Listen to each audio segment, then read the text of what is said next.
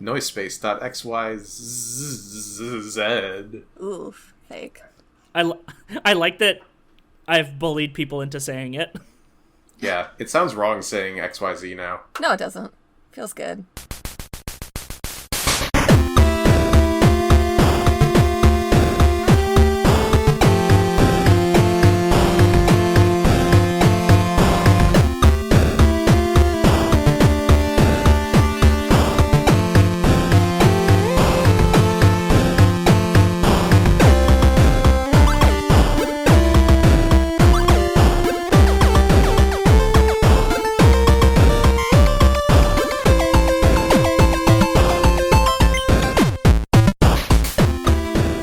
What's up, everybody? Welcome to Tuning Fork. We took a little over a month off to clear Kanye out of our systems. Well, that's a lie. That will never actually happen. But now we're back in the saddle, talking about some music and the Pitchfork Media Hype Machine. I am one of your hosts, David. I'm Matt. I'm a guest. I'm Caitlin. We have a Caitlin here today. At long last, we finally got a Caitlin to join us. Seriously. You know, a half hour later. Yeah. And what album did you want to talk about today? I wanted to talk about Strange Mercy by St. Vincent, a.k.a. Annie Clark, but who needs real names? Not me. So what compelled you to pick this album in particular to cover? This was one where I thought that Pitchfork was kind of horny for her, and that's why they were hyping her up so much. That's not completely inaccurate, like having gone back and read several of the reviews of her stuff. The thing is that, like, straight male horniness for St. Vincent is, like, its own genre of music criticism, and, like, as a straight, I wanted to try to, approach this from a non-horny angle so that we would, have a non-horny angle of St. Vincent to discuss. For possibly the first time. For possibly the first time that we have two straight men here to discuss Straight Vincent. Stop it. That's the guy who owns the WWE, right? Yeah, Straight Vincent. So Strange Mercy is the third album under the St. Vincent moniker for Annie Clark. And then if you look into her history prior to the band, she performed with the Polyphonic Spree and also with Sufjan Stevens, which is like, that's a very Christian set of people to perform for. It really is. And then she called herself Saint Vincent. That's a saint. There's a pretty good chance that if you are a musician, you've been in the Polyphonic Spree. That's true. It's like being in Broken Social Scene. Yes, exactly what I was going to say. Everyone Broken Social Scene playing is a member of Broken Social Scene. It's a checkmark on the Canadian census. Yeah. Broken Social Scene playing a game of old-timey basketball against Broken Social Scene. Broken Social Scene. That's me. Yeah. Yeah, exactly. We don't know why, but it just is. We're not allowed to talk about the Raptors right now, as much as I want to. Okay, fine. Basketball. So Strange Mercy was kind of, I guess maybe the second breakout album for St. Vincent, I would say. Like, Actor was really the one that thrust her into, I guess, the limelight, you could say. Yeah, like, Marry Me did fine when it was when it originally reviewed, but like it was an 8 without Best New Music, that classic Pitchfork chestnut. Ha ha ha. Yep. Whereas Actor got an 8.5, and then Marry Me got the full 9. Strange Mercy. Yeah. Strange Mercy got That's the full the 9. one. Yes. I can't talk, it's fine. The one with the very bitey album cover. Yeah, it's the first one that didn't have her face on it. Well, in full. Yeah. Instead, it's just Which was another... It's the mouth made entirely of cum. All right, we got there. All right, how far? What's the clock at? 5 minutes till first cum mention.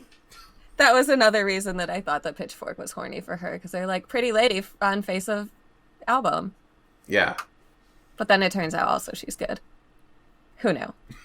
Yeah, me listening to this album this morning, like doing my my second listen with the Genius in front of me, because that's the only way I know how to interpret music is by having other people explain it to me.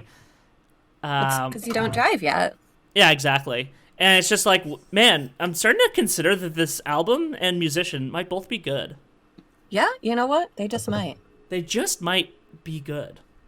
One of the lines of this review I just hate to read.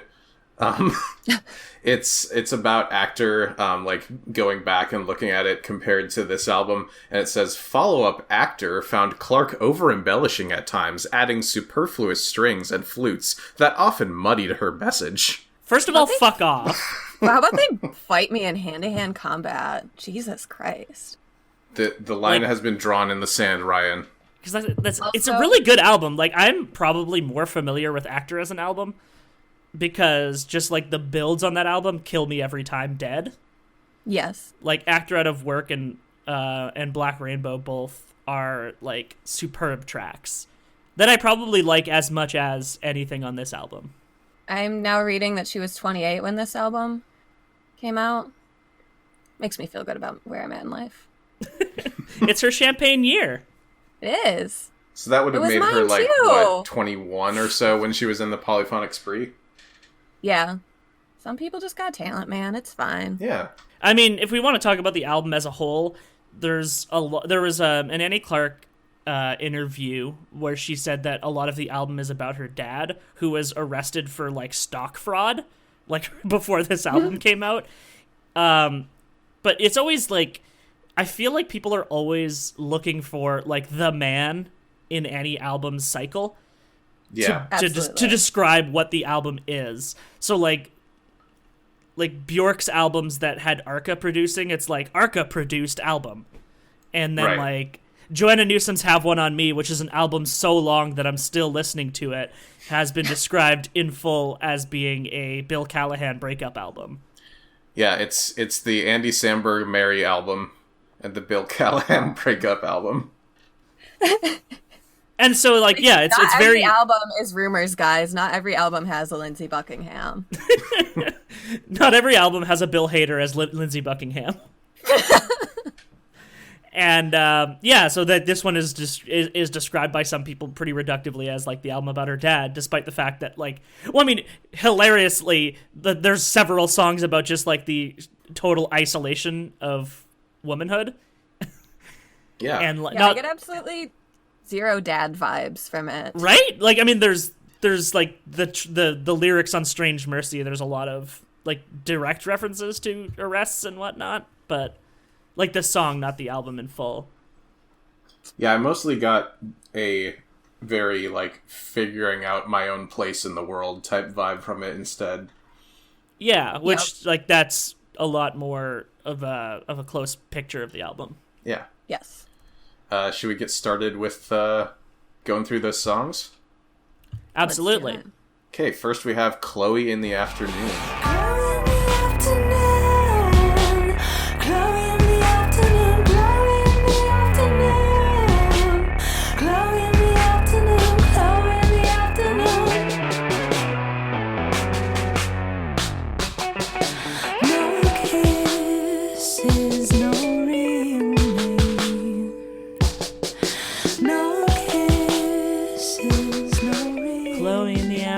Chloe in the afternoon, Chloe in the afternoon. That's been in my head for like a couple of days now. Yeah, that was what I woke up thinking to myself. I think this song is like in a normal like 4/4 time signature, but everything is really like offbeat or syncopated sounding. Yeah, she throws her rhythm all over the place on this one. This song fucks. You know what? Literally it does. And it's kind of about that too. Yeah. So dominatrix. Yeah, we're in for a wild ride. This is what she's opening the album with. Yeah. No kisses, no real names. So it's almost like the way that the Genius goes through it, and the way I kind of got it on the second listen is it's very like longs for like the emotional release of it, but then like still longs for the actual connection, which she's not getting in this case. Yeah. The narrator isn't getting. Because, like, I mean, you could say it's Annie on all the tracks, but it seems like she switches narrative perspective a lot on this album, which I really like. Yeah. Like, she's talking about experiences that are familiar to her, but she's doing it in a way that's, like, she is shifting perspective a lot.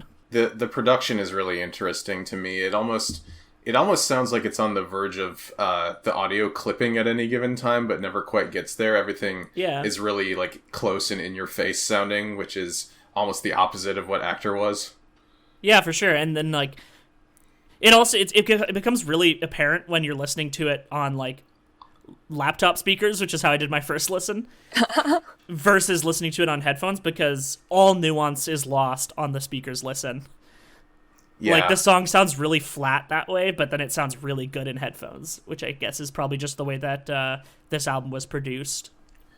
Yeah, that was a thing that I feel like started around this time. Like, every pop artist does that these days. So it almost, like, listening back to this, it's like, oh, I know exactly what this sound is going for, and I've heard it 100 times, but nobody was really doing it back then. Very much so. Yeah, and this, if we're going to talk producer, this one was a John Congleton production, and he has credits all over the place. Like, he is, like, if you look on his Wikipedia page, it has, like, the list of artists he's worked with, and they have to do it in, like, the multiple column format, or else it's too long. Oh, man. Yeah. So, like, some of the bands that are on here, like the Octopus Project, the Mountain Goats, Swans, Shearwater, Always, Black Mountain, Brian Wilson, This Will Destroy You, Trash Talk, Juju, Spoon. So, my like, goodness. These artists have very little in common. No, they are musicians. Yeah, that is about all you can get. They sure Notedly, the Polyphonic Spree are on here. Maybe that's where they met. Who knows? Connections. Got a network, guys. Got a network. But yeah, one thing I really noticed on my second listen, where I had, like, the Genius page open in front of me because I'm a plebeian who can't think for himself, is that a lot of these songs are very lyrically sparse. Like, she doesn't talk a lot on this album. No. A lot of repetition and a lot of, like, short, easy verses. Yeah, nothing really overstays its welcome on this album. Yeah, it's kind of, well, yeah, all the songs are pretty short too. Yeah. And it's actually, it was really refreshing after doing a 100 bajillion year-long rap album for our last episode. Yeah. To just be like, yeah, actually, sometimes you can glean it from about 20 words. Yeah.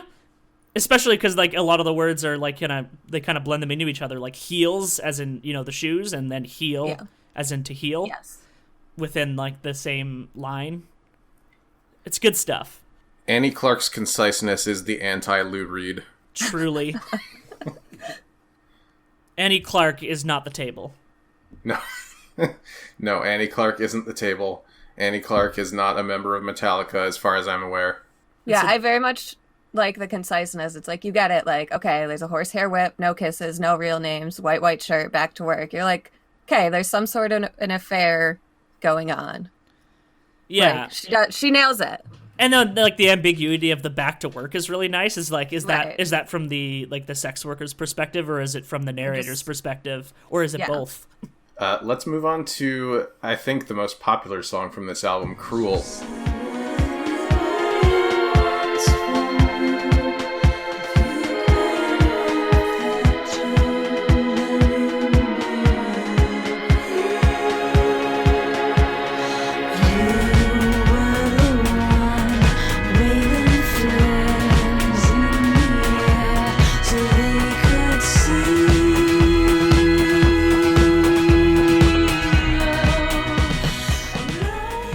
Definitely the one that got me hooked on Annie Clark. The music video for this song is so good. Yes. I haven't watched it. What's the video like? It's a lot of the Annie Clark with, like, no expression on her face singing. And at points in the video, she is, like, tied to a chair, then thrown into a hole in the backyard, and then steadily she is buried alive.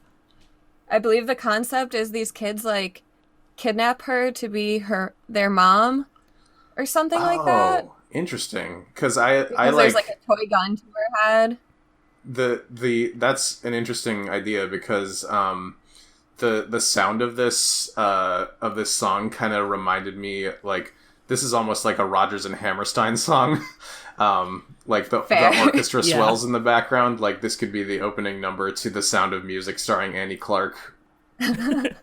I really like the guitar line in the chorus, like, so much. It's like the perfect sequence of notes.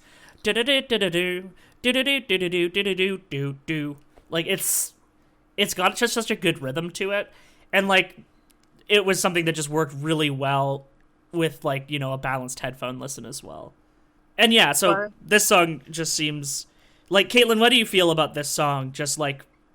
I feel like it's like a big womanhood perspective. It sure is. Yeah, like, bodies can't you see what everybody wants from you, especially if you tie that into the, like, being kidnapped to be a mom. Like, that's what you got the stuff to make a baby, right? You should probably do that. Yeah, and a lot of the comments tie it into, like, current events vis-a-vis like reproductive justice, which I don't think is exactly what she was going for necessarily, but like it's an angle that absolutely works, given it's like feeling like society's expectations of like motherhood and also just like domesticity, like the being a wife.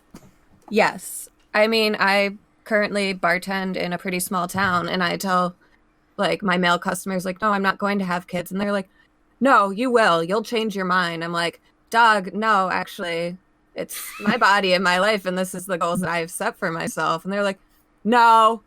Like, oh, okay. You're right. You're right. You as the man. You're right.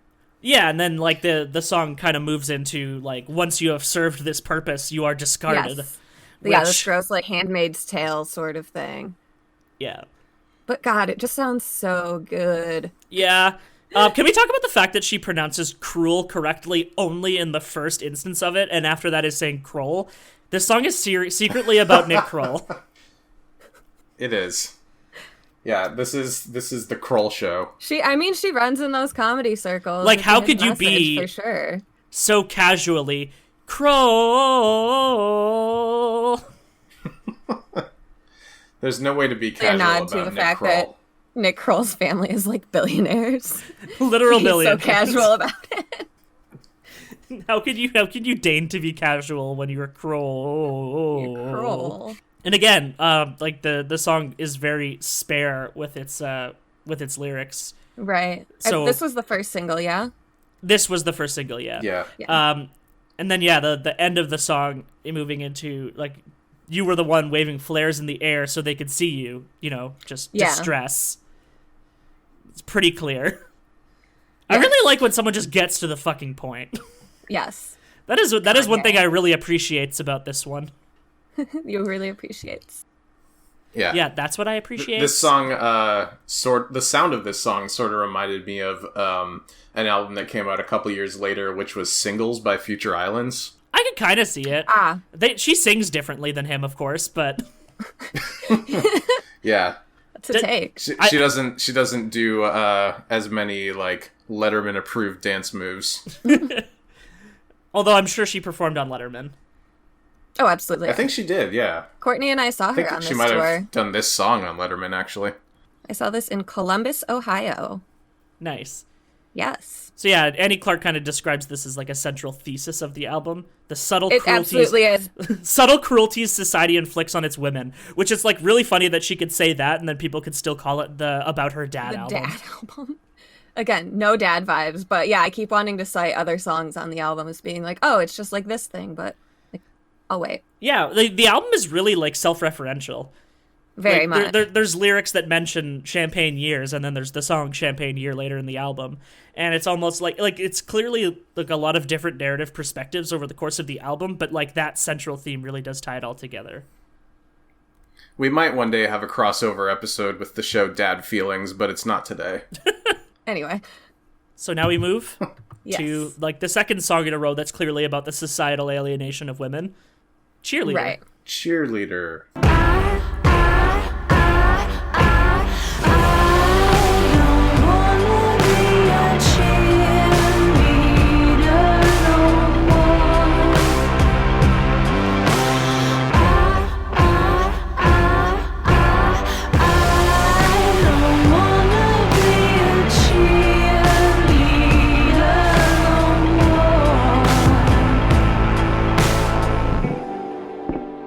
which is not a grizzly bear cover. I think we both made that joke when this album came out. That's probably true. I have to remember what happened 8 years ago, which is not going to happen. Oh my god. 8 years. Well, yeah, no, just like all the albums turning 10 this year, and I'm like, wait, they're turning 10? And then like a month later, a different album turns 10, and I'm like, wait, that album's 10?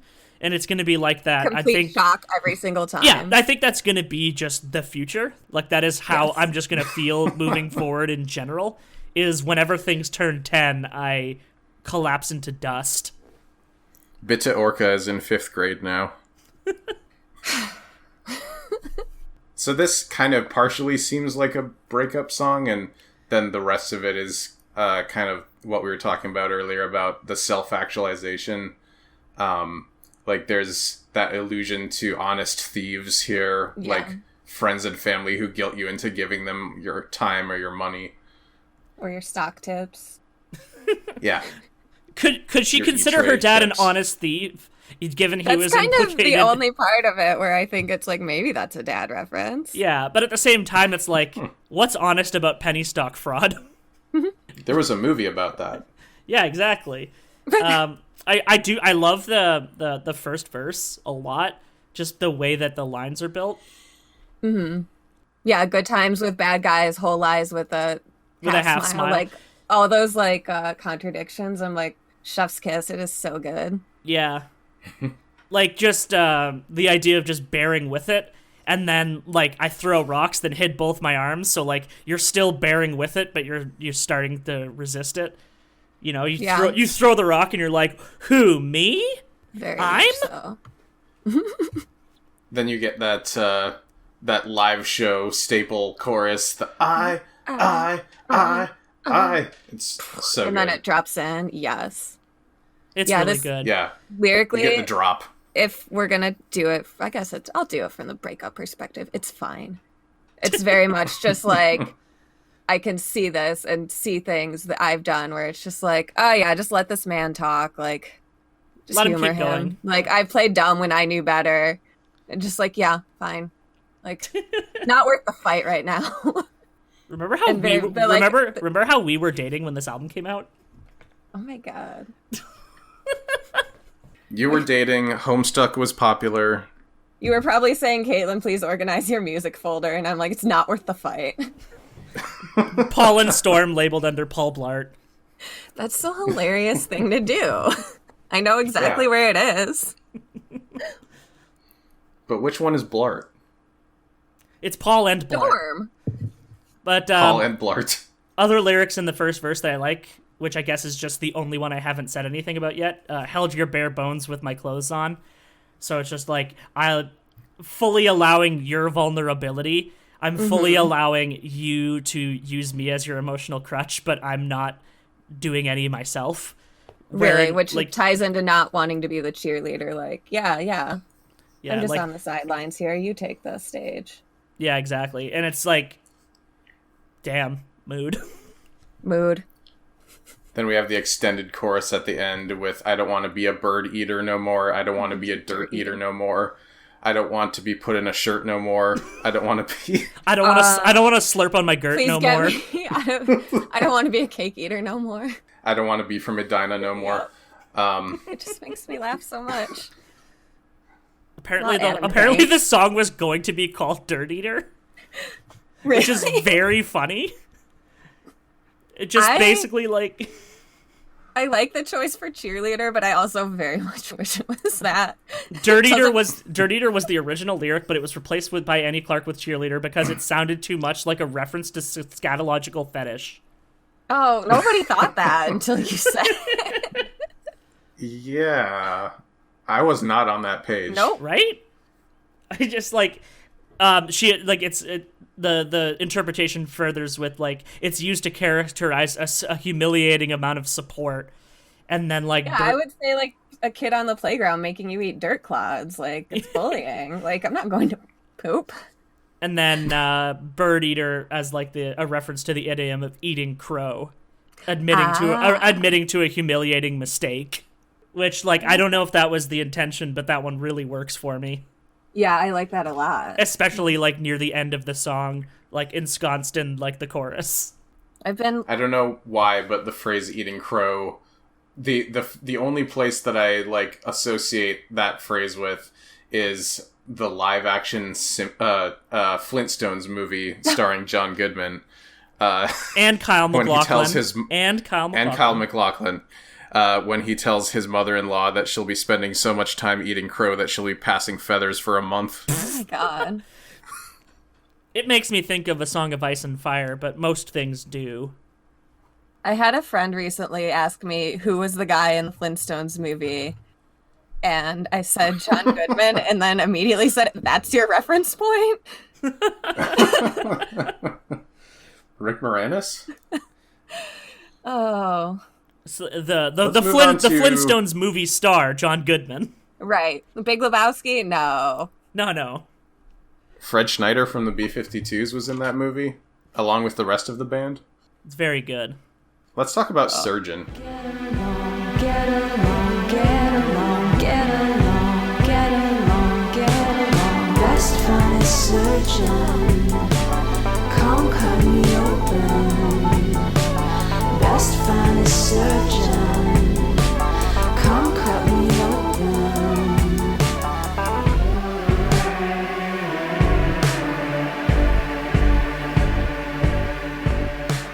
I spent the summer on my back. Let's do Is it about sex or depression? Come on, you know it's gotta be both. Buddy, it's both. It's both. Both is good. And yeah, apparently the A blue and a red, those are 2 different doses of Adderall. She's just trying to get along. the chorus of the song is a reference to a Marilyn Monroe quote. Yeah, from her diary. Why'd she have to sing Happy Birthday so sexy? Happy birthday. Babe. Babe, do your Marilyn Monroe, babe. And of course, someone. So, best finest surgeon, come cut me open. So, like, there's a couple of ways you can interpret the line. The one that There's a couple. the one that people would go with most often is like, fix me, which seems like the obvious one. But Outfox on Genius, the way I interpret is referring to sexual partners as surgeons. She's looking for someone to split her open. This has 3 downvotes. This has 3 downvotes, and now it has 4. Let me refresh the page real quick. See, I always thought more of it was like, cut me open and like, see what, like, not even like fix me, just like diagnose me, tell me what's wrong. that seems to be like, especially with the references to the pills at the start. It's just like, please figure it out. That's why you need the finest surgeon in the land. Yeah. Cut it open and be like, what the fuck's going on in here? Knowing is half the battle. It's like the finest surgeon is like the guy in that image, my basement got no business looking like this, but it's like your brain got no business looking like this, just standing knee deep in brain. My serotonin levels got no business looking like this, you guys. This is another kind of spare sounding song. It's got that thing that happens during the verse where there's like a really cool guitar line that's just on the left channel. Yeah, it's really cool. I also like this works so well as a run with Kroll and Cheerleader, and it's like increasingly Very like much. internal perspectives of her feelings on like the role of womanhood. Very much. And I also just musically like when it was like, get along, get along, get along. Like, I love that Yeah, no, it's real slidey good. thing. Get along. I have no idea how to describe music, but it's jazzy and slidey, and I like it. Well, Yeah. we're all dumbasses here. It's fine. It's true. Don't fact check me. And then, yeah, I'll tell the mailman, never you mind, I'll sift through the piles, and for him to just get along, get along, get along. Which is so much of, like, something, like, going in line with, like, women apologizing. Just Don't like, worry no, about it's it. fine. It's fine. Just give me more Just give me- mail. And also Yeah. just, like, the, like... Yeah, I'll just deliver it to the neighbors if you made a mistake. It's fine. I'll do it. Whatever. It's very, Sorry. like, just the shirking of, like, responsibility, pushing it off, pushing it off, pushing it off. Like, it's really funny that guy read this song and was like, oh, it's clearly about sex, when, like, this is, like, the most clear depression line in the entire world. Right. Unless he's like, oh, a blue pill. It's Viagra. Ooh. It's like the guy. It's like the guy on the They Might Be Giants wiki that tries to make every song about sex. Yeah, the hypersexual John Flansburgh and John Linnell. If there's one thing you got to know about these old nerds in their 60s is that they fuck.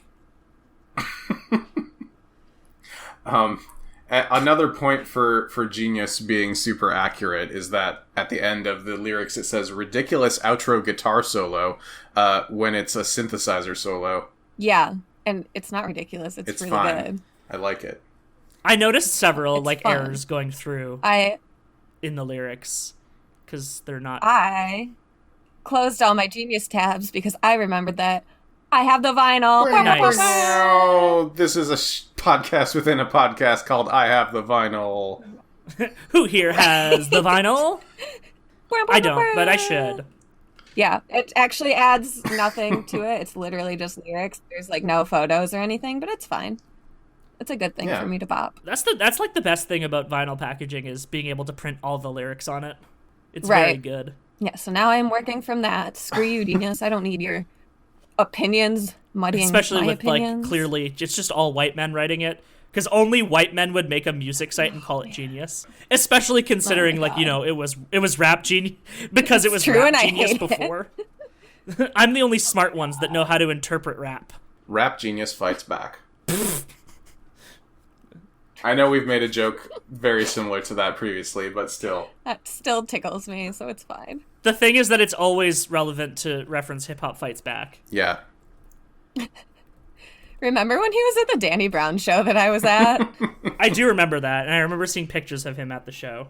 Yeah. I'm just going to read this Hip Hop Fights Back post because it tickles me every time, and also it's relevant to what I'm going to mention in the next song. There aren't any lovely ladies where I live that are hip-hop heads. It's a real problem. I have to eventually move somewhere else if I'm ever going to find a wife I can cuddle with on the couch while listening to Dilla, passing a big-ass Kush blunt back and forth. I need this in my life. Get out of Ann Arbor, then. You... And the next song is the next song is Northern Lights. Yes. It's a champagne year full of sober months. Through my modeling days, through my dry moments, I saw the northern lights. Convinced it was the end of time. Only one person has written a description of this song on Genius. It has 16 downvotes for saying it's about steamed hams. Fuck off. That is what it says. And then this one with 9 downvotes, another double meaning, both on a variety of marijuana known as Northern Lights and the Aurora Borealis. The splendor of her success and her use of substances are overwhelming her and making her feel like the world is ending. Which, like, Sure. did you listen to the rest of the song, dipshit? I sent does an remind entire me- song to your house. Did you listen?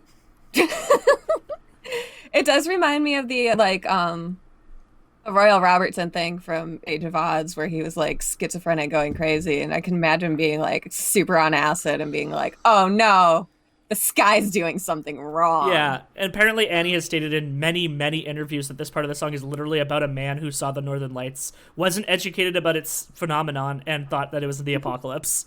There you go. I think I did read that. I have an interesting miss here that I'm just now realizing is wrong. Hmm? So it's a champagne year full of sober months. Through my modeling days, I always thought it was her modeling days Oh, because I she's see. tall and pretty. It doesn't really change anything, but I'm like, yeah, that works. Like, she probably modeled. It was her modeling career, Yeah. 2009 Camera Obscura reference. You know how I love Camera Obscura. I do. The whole song to me almost sounds like it's gonna be building up as an intro to another song, just because it's like there's never a drop in this song. It's just like a dubstep intro that never stops. And the beat never comes. No, it's just a snare and hi-hat with no change. Skrillex, where's the drop on this one? Skrillex was my first concert as part of a different band. A lot of people are saying that this like song is. I think every single annotation on this song is downvoted, which I find really funny. It's just she doesn't feel like she's becoming successful, even though people around her say she is. Alternatively, she isn't feeling drunk or high, despite being assured that whatever she was given is a high quality product. Like, oh my god! Shut the cool, shut the fuck. Weed's legal now. Nobody gives a shit. Shut the fuck up, you stupid stoner! It isn't about weed. First I did clue, know that Northern it's Lights- something green. I only know that Northern Lights is a strain of weed because of The Office. Yeah, it's Giggle Pig. Yeah, so just like depression song. It's another goddamn depression song, guys. It's really Right. obvious. You don't use the word maudlin unless you're referring to depression. It's such a specific, almost female kind of depression too. Like I just imagine somebody like laying on a fainting couch, being like, "I'm overcome." With We're gonna have a lot of depression songs on this show, so yeah. that's what you guys Invite me all have back to for look forward to. Hospice. I don't know if that got Best New Music. It did. I think it did. It did, for sure. I think. I think that's Yeah. the reason I listened to it at all, because that was at that point in my life. 2009 was very much the download everything that got Best New Music kind of year. Yep. It's true, and then you guys just sent it all to me, and I was like, "Thank you, Thanks. I'm cool now." Yep, you're cool with your 128 kilobit MP3s. I will not upgrade them, and you can't make me. The song You can also fit so many on an iPod. Exactly. the song is also just like it seems to build on like the kind of alienation like listlessness that is through like the specific strain of depression that's on this whole album.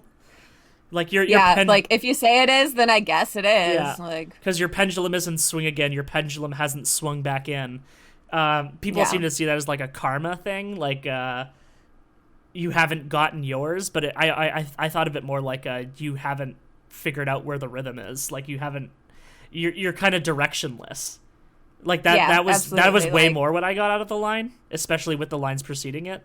yeah, I very much it's like the swing's gonna come. You're not gonna like feel this way forever, but right now, woof. Yeah, who the fuck knows? Woof. Especially with something like a Right? Champagne Year, which like as a concept is like intrinsically tied to just like an awareness of your own mortality and the process of Yes. aging. I am 28, and this is my champagne year, and I didn't think about it until today, and now I'm stressed out. My Champagne Year was when I turned 10, so I'm fine. Yeah. It- You got a new You're Pokemon like, cool, game. You were birthday. perfect. Yeah, I did get a new Pokemon game that year. I'm gonna go play a Game Boy game. I'm gonna get a new Pokemon game in my champagne year. That's true. Yeah, that does come out before your birthday. That's good. And then we'll all hang out with Wooloo together, and it'll be good. That's Wooloo the will save us pendulum all. swing. You don't know when the next Yes. Pokemon game is coming. It's Wooloo's little like Little braids. yeah. It is sweet. He's such a good Pokemon. I love him so Should we go much. down to the title track? Title track. Strange Mercy. Strange Mercy.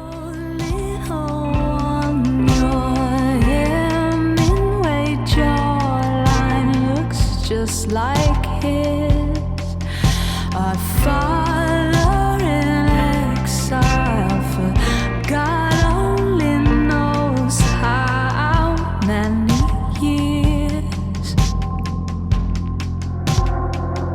But when you see him, The song is so good and like atmospheric to me.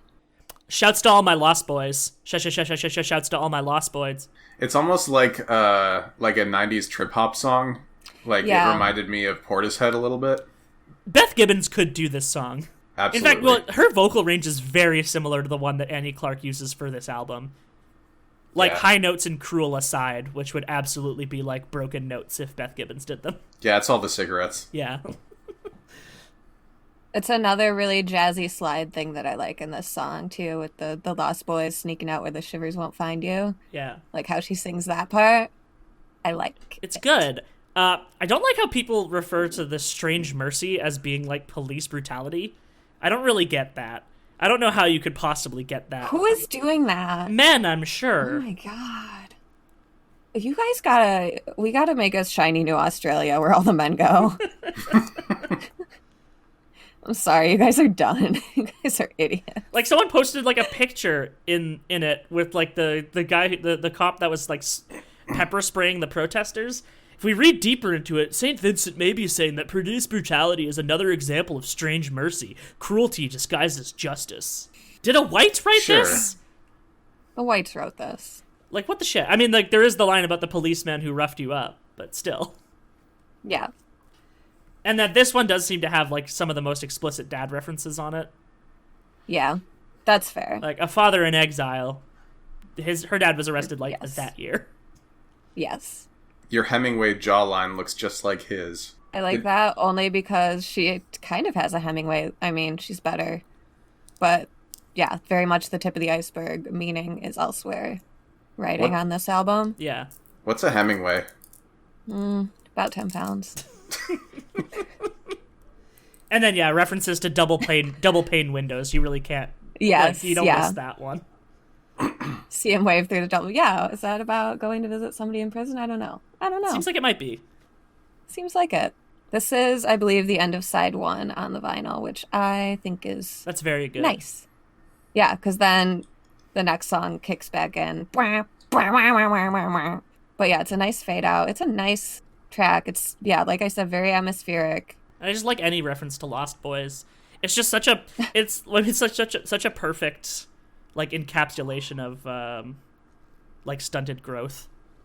Exactly. Like, you could just say Lost Boys and you save yourself like 8 lines of lyrics. And as we all know, Annie Clark likes to be concise. Yes. Or you could repeat Lost Boys 8 times and be a Death Grips song. Or you could be the Skrillex song I referenced at the start. So many options. I like hers the best. Yeah. She did it one time. And then we move on to side B with Neutered To Fruit. side B. I ate flowers in the backyard. I finally neutered fruit.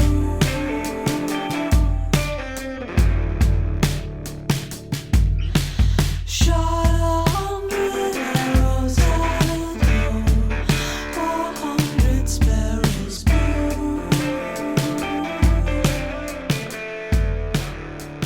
I would love to ride a bear for Annie Clark personally. I would ride a bear for her. Do you think she was excited to find out in Breath of the Wild that you could ride a bear? I hope so. I hope Annie Clark enjoyed the new Zorldo game. She did. She said she loves it. There we go. It's perfect. Tweeted it like 2 days ago. My perfect wife. Do you think she noticed? I don't know how much I have to say about this one. I like it.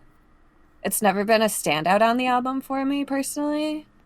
It sounds good. It's really just guitar and drums for the first 2/3 of the song. Yeah. It starts to pick up and start to feel like more grandiose, and it does that thing where it keeps getting more and more complex at the end, almost like a Dan Deacon song. Yeah, that build at the end is really, really good. She's good at builds. She's good at builds. It's a very one-sided relationship type song. Yeah. Very much so. Again, the fucking alienation and isolation track, which really just runs through this whole album. A lot of the lyrics in the song, like the opening bit, and then "Don't run, little rabbit, run." Did you ever ride a bear for me? Shoot 100 arrows at a doe. Like, just like this, like a disconnect with nature used as like a metaphor for a disconnect from society. Yeah. And then, of course, like, just, like, neutered fruit is what we eat. It's all.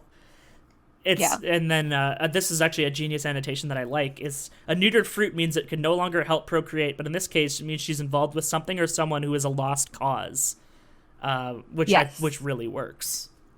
Very much so. Unable to be productive, but is sterilized and in its own state. Unable to be productive is a big mood. I guess I have this in common. Yeah, with exactly. fruit. I'm like, that's a very. It's a very depression thing.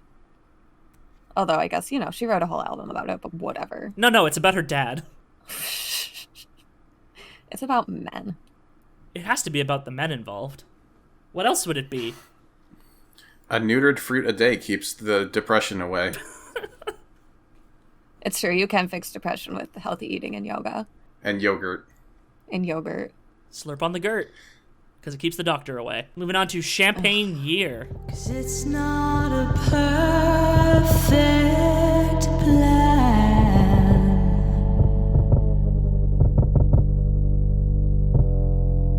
It's not a perfect plan, but it's the one we got. Yeah. This one was This is referenced another earlier. one. It's the thing from earlier. Yeah. It's another I- one that kind of has that, present day pop hit type feel to it. I love this one. Secretly expected Slow burn type song. I secretly expected a choir at the shore and confetti falling through the air. Like, how can you possibly have a better metaphor for, getting through something and feeling like you should be rewarded for it?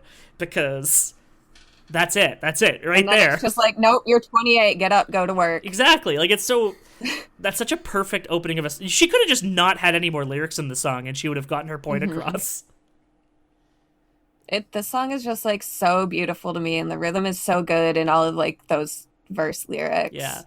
I make a living telling people what they want to hear is, that's... I make a living telling people what they want to hear, and it's gonna be a champagne year. Oh like, boy, and boy, I tell you, it's gonna be a champagne Yes. year. Like, that's just delicious, beautiful sarcasm in that one. Yes. And Caitlin, was that a Patton Oswalt reference? Was that... You don't get a 28th birthday, just get up and go to work? Yes. That's just our life. That's all we do. Yep. I'm gonna go to the Pabst Blue Ribbon Brewery and be the only person there who doesn't have mutton chops. I'm gonna get a job at the Citgo and fill my truck up for free. It's not a perfect plan, but it's the one we got. If that ain't a mood. Yes. Oh, I'm living the test of the small town right now. I got a job at the brewery, and I fill up my growler for free. Yes, this song is good. It very much just speaks for itself, doesn't it? Yes, it does. Yeah. Then we got Dilettante. Hang on, street savant, my bank in my back pocket. How far you think it take us? You're like the party I heard through a wall.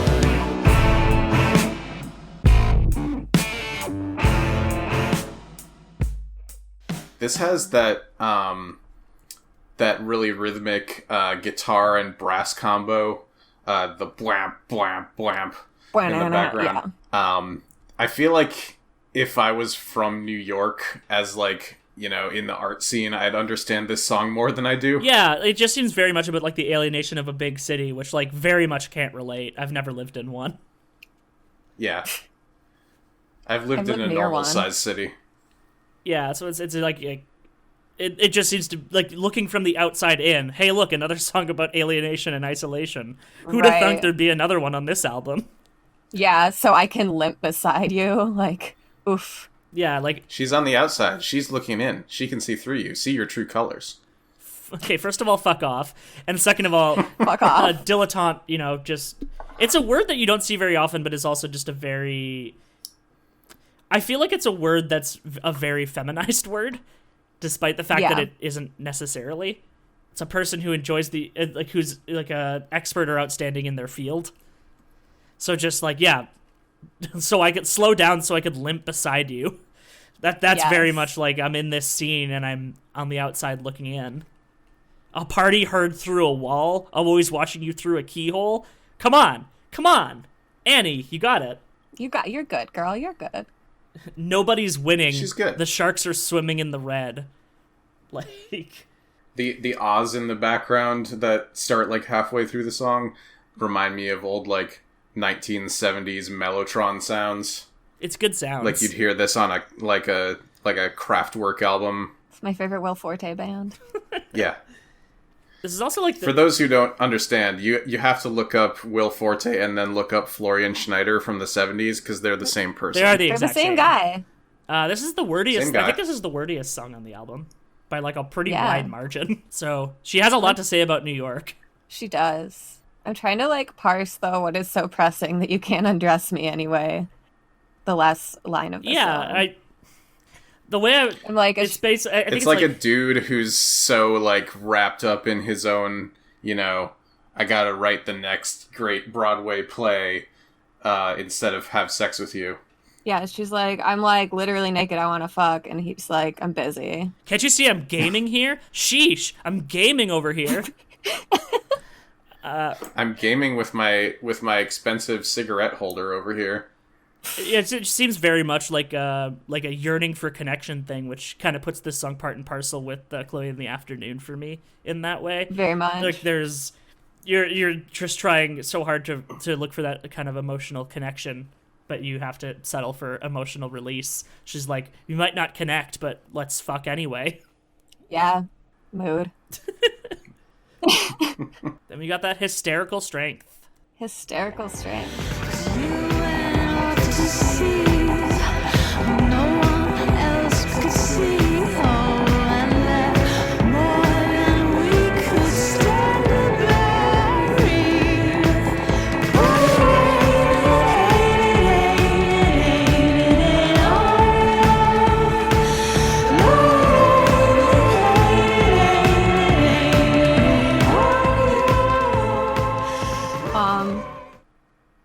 I didn't realize that was an actual phrase, hysterical strength, until I was driving home last night listening to a podcast, and they said the hysterical strength of a mother like pulling a car off their child. I'm like, oh, yeah, it's the phrase that describes that thing, which is usually said with a lot more words, because that is almost always the way it's referred to, is this like a mother pulling a car off their child. Yeah. Yes. Or like Maggie Simpson dragging Homer back to shore. Aww. And yeah, this one seems to also be the one that people call like the references to dad, which I can see some of. Yeah. Hey, it's your blood that makes my veins run. Yeah. Yeah. Must have been the case of hysterical strength to stand up while the room moved off its axis. So like everything fell out under you. You were still showing like a level of strength. Old man, look at me through the teeth of your grief. Like this one is it's reasonable to refer to it as a dad song. Yes. Or yeah, she is like watching her family fall apart and realizing that she can't like take all these burdens. Yeah. Just because of her family. I look at the grief and I just start chanting teeth. And then just no, it ain't on you. On you. Yeah. I mean, yeah, the outro is probably my favorite part. It keeps just getting more intense. Yeah. The rhythm of the song is like a repeated gallop. Yes. That's a very good way to describe it. I could ride a horse to this song. Could ride your horse to the Old Town Road? Yeah. Or to the prison. By Nardwuar. Or to the prison where your dad is. He's in gallows because he's in cowboy prison. Yeah, he's in cowboy prison. I think it's interesting that she spends like, several lengths of chorus kind of trying to absolve like the dad in this situation, whether it be her own dad or the narrator's parent figure, of guilt. And it's like almost seems like she feels like it's her responsibility to absolve them, which I feel like I think she's absolving herself, just being like, his mistakes aren't my mistakes. Yeah, I guess that works as well. I feel like both perspectives are valid, but yours seems more like the one she was going for. Yeah, because we do love to be carrying other people's feelings. Yeah, exactly. It's just it ain't on you. It ain't on you. It ain't on you. She's trying to convince herself of this. I do really like that. But even if it is like the other angle of it, trying if she was like absolving the dad of this guilt, it has like the same kind of emotional core to it, except like she's trying to convince them and like, I'll carry this for you, whereas the other track it's like, you don't have to. I could almost feel like the number of times she says it while like the track builds behind her almost seems like she's switching from one of those to the other. The sequencing of the album puts this song as the song right before the last song, and also right after 3 like really kind of slower down tempo songs, and the tempo picks back up again for this one, which kind of made me go, oh right, I'm still listening to this album, and I'm now cognizant that it's not just something that's happening in the background anymore. Now I'm gonna actually pay attention again. And I feel like that was a good way to lead into the last song, Year of the Tiger. I had to be the best of the bourgeoisie. Now my kingdom for a cup of coffee. Living in fear in the year of the tiger. Living in fear in the year of the tiger. My kingdom for a cup of coffee. Big mood. Big mood. I had to be the best of the bourgeoisie, now my kingdom for a cup of coffee. That might be my favorite line from the whole album. It's really good. Yes. It kind of ties up all of the concepts that she's been talking about the whole And it's time. another description of, like, the Champagne year and the Year of the Tiger are the same year. For her, yes. In this case. And she's, like, looking at it from a different perspective, the like, kind of defeated perspective she's looking at that song. Now she's just afraid. Yes. She's like, you guys said I was good, I was the tiger. I feel like a fraud, guys. Imposter syndrome. Yeah, that's a mood. She spent a year just being depressed and emotionally distant from herself, and she couldn't really get into anything except for, I guess, materialism. Yeah. Which is fair. Shopping makes you feel good sometimes. Italian shoes like these rubes know the Right. difference. And it's like, I'm trying so hard, I'm doing so much. Why am I still in fear? Yes. I'm glad this is the first female artist on the pod, yeah? So far? I believe so. Is it? Yeah. And Yeah. it's just an album that's full of being a woman, so that rules. I like the... Yeah, Kanye wouldn't write about this. He would not. He would not. It's the irony of the idea of living in fear of the Year of the Tiger, where she's like, the tiger is supposed to be like a fearless thing, and she was called the tiger when she was younger. Yeah. It's like a really, really good contrast to build as well. Yeah, she's like, she has this pressure on her to be like, it's supposed to be my year, it's supposed to be my Champagne Tiger year, and I don't know what's going on. And this tiger ain't drunk at all. This tiger should be off the shits by now. So yeah, really solid album to just, roll all the windows down in the car, blast it out while you're going down those country roads in the summertime. I literally did that yesterday on my way to Home Depot. Caitlin, you're And legally a dad now. I know that. Yeah. I have been for some time. Yeah, you And I was listen singing to too along much. to it and got... You listen to too much Bruce Springsteen to not be a dad. It's very true. I just love Home Depot so much. I want to build something, man. The biological I imperative gotta to build build a something deck. this summer. Craig Finn said it, and I'm gonna say it too. America, can I owe you one? Can I just have this one? Both of the America references on this album make me think of America by Allen Ginsberg, and it's probably just a coincidence. I just really like that poem. That did come up in the annotations a lot. People did it? bring up that poem a few times.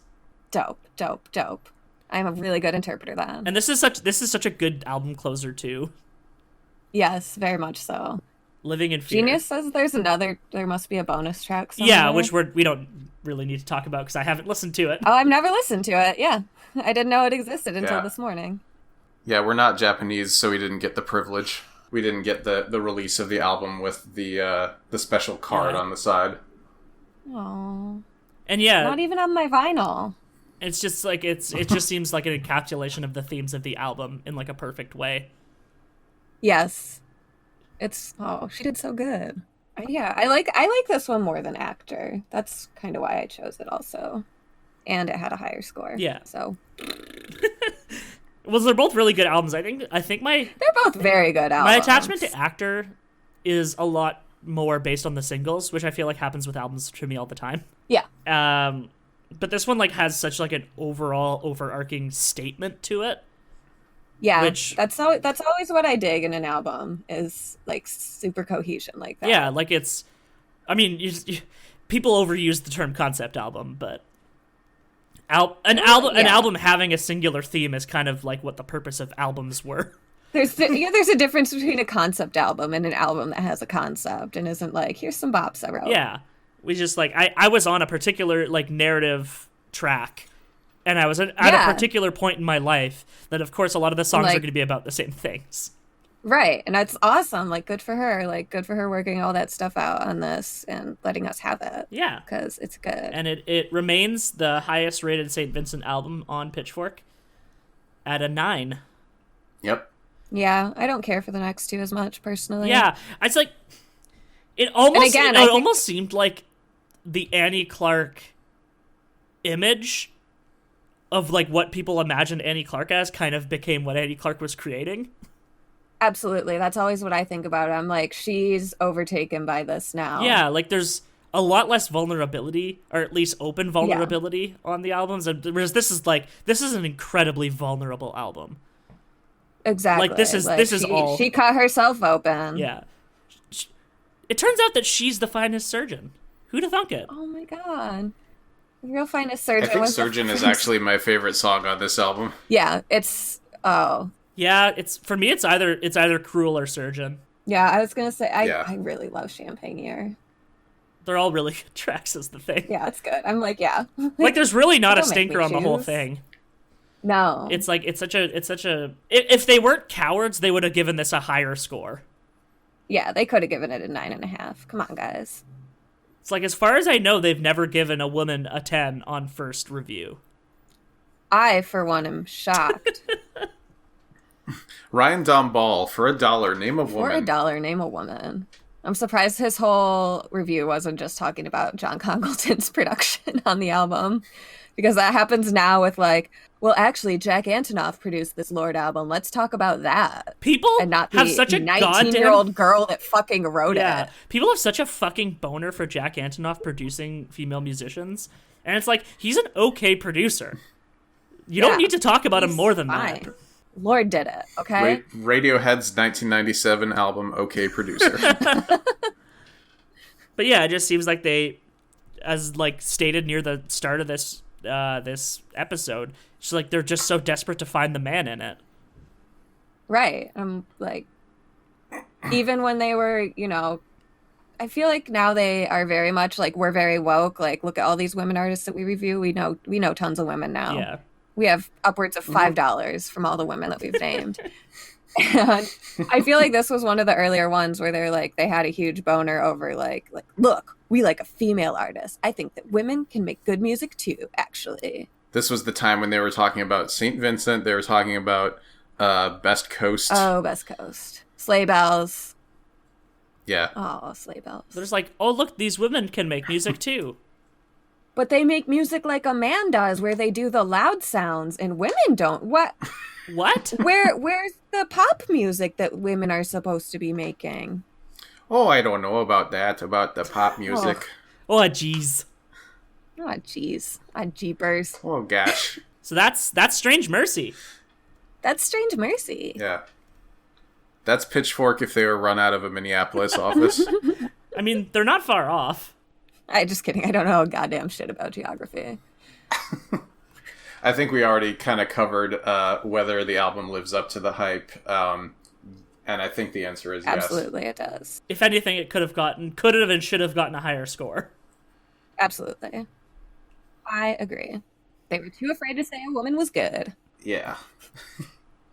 Let's go ahead and wrap this up then. This has been Tuning Fork. I am David. You can find me on Twitter at Daves with 3 V's.